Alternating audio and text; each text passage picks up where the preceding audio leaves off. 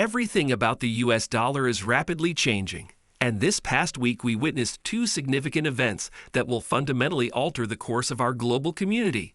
The first was the announcement of a new BRICS payment system, which will in fact put the US dollar under pressure in international transactions.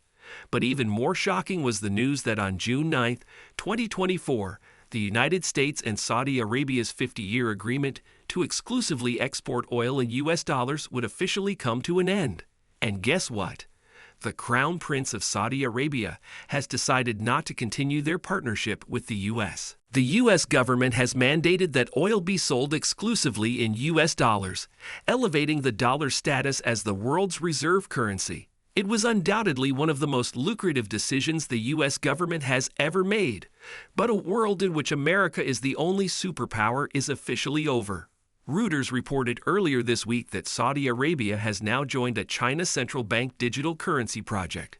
Trust me, this is a massive blow to the U.S. dollar status as the world's reserve currency, and what might be a further step toward the reduction of U.S. dollars being used in the global oil trade last week when U.S. Congressman Thomas Massie appeared on Tucker Carlson's show and provided one of the most accurate analyses of the current state of the U.S. dollar. Congressman Massie is honest about what is truly going on, and we can continue to do so as long as they use our currency. But I believe that eventually they will stop using our dollars as reserve currency. I watched the interview with Putin. Trust me, there are very few politicians in Washington who are truly worth listening to. He stated that we sanctioned him before we sanctioned Russia, and that is one of the things that is accurate. Prior to the sanctions, 70% of their transactions were made in US dollars. Now, less than 20% of their transactions are made in US dollars. Ironically, every time the U.S. government imposes a new economic sanction and brings the world closer to dollarization, the exact same thing occurs in the U.S. government's war on China's microchips. The U.S. wants to deny China access to America's best microchips, so it imposes sanctions on China. However, China responds by investing in its own microchip industry, and in a few years are rapidly closing the innovation gap. The U.S. government's sanctions against China force the country to change and become stronger. If the U.S. government continues to weaponize the U.S. dollar and impose sanctions, it will lead to much larger problems. We are also sending a very clear signal that the dollar is not safe for you. It is the reserve currency because it is a safe haven, because it is the most stable country in the world. However, we won't weaponize the dollar because doing so would be akin to shooting ourselves in the foot. However, all of a sudden, we are also able to watch this happen in real time.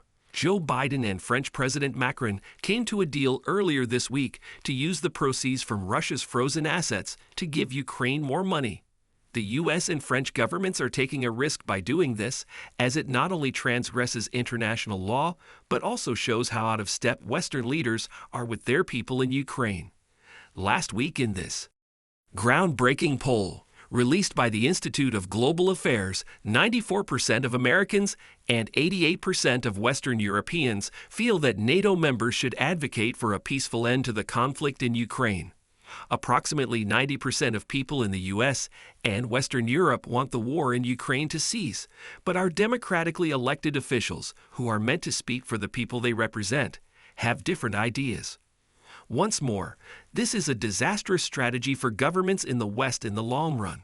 However, one of the things we recently accomplished in Congress was to pass the Repo Act, which said that all of Russia's sovereign assets in the U.S. would be seized.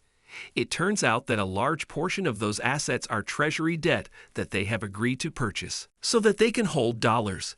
As I previously mentioned, the U.S. government has weaponized the dollar to the point where other nations are keeping an eye on U.S.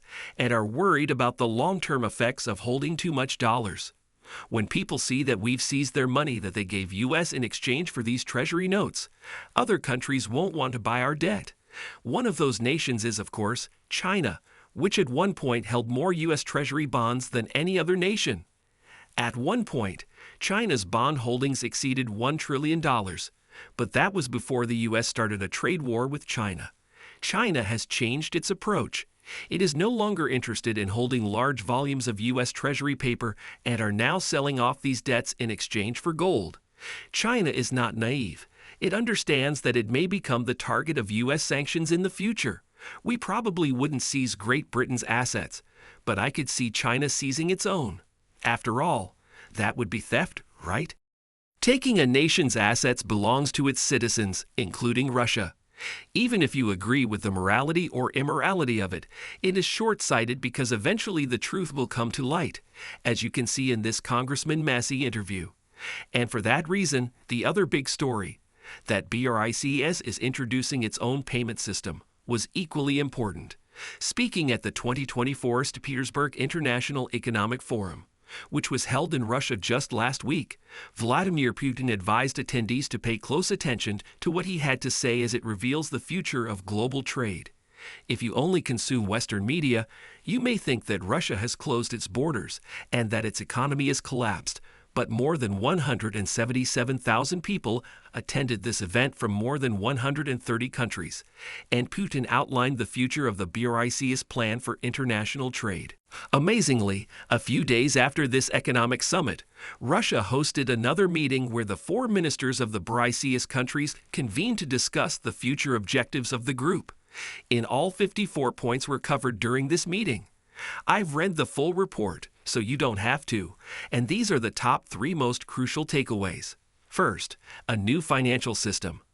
Under the current U.S. dollar system, the BRICS group seeks to change the whole global financial system in order to strengthen developing nations' voices and improve their access to international financial institutions.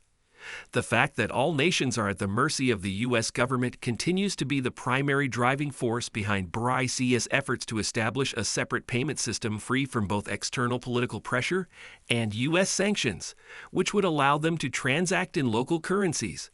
Number 2 is Israel.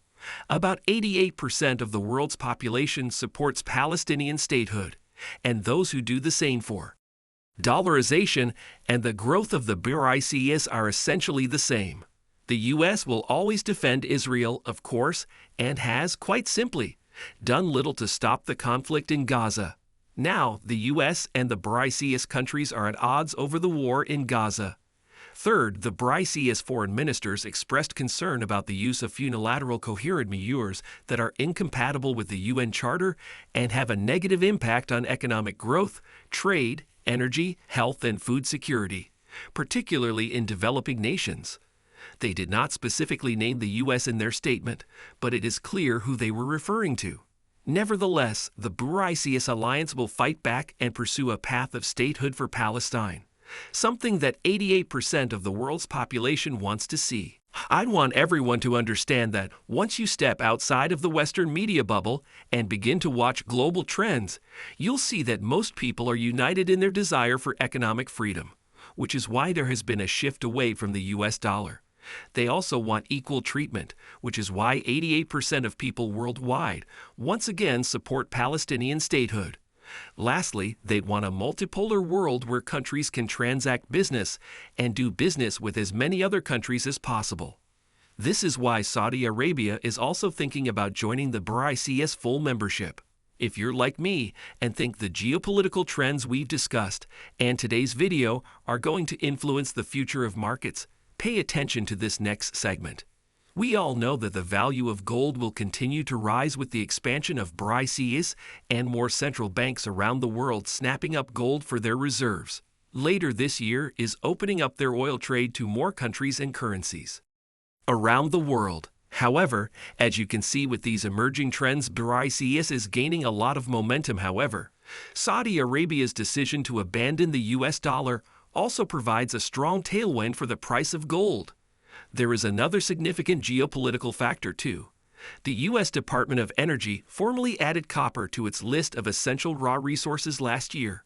Although copper is required by many industries, its demand has increased dramatically due to the growing requirement for AI data centers and electric vehicles. As we have discussed, Saudi Arabia's recent actions indicate a significant change in the global financial scene, possibly altering trade agreements and undermining the U.S. dollar's hegemony. We are living in a critical period that could influence the direction of global commerce and finance because of their growing cooperation with the BRICS countries and fortifying relations with China.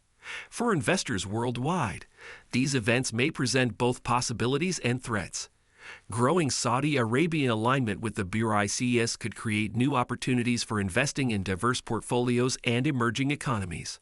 However, given the complexity of the geopolitical and economic issues involved, it is equally imperative that one remains aware and vigilant. Our goal at Investing Tutorial is to give you current, relevant information to help you make sense of these changes. We really hope you enjoyed this thought-provoking and educational film.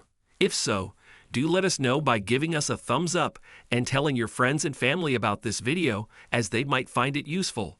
Remember to subscribe to our channel for information on the newest approaches to investing and global finance. Press the alert icon to ensure you never overlook any developments.